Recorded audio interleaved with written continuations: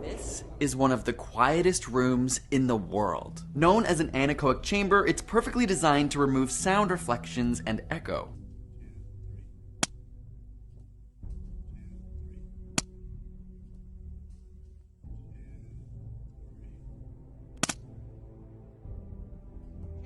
As well as one of the loudest rooms in the world, the Reverberation Chamber.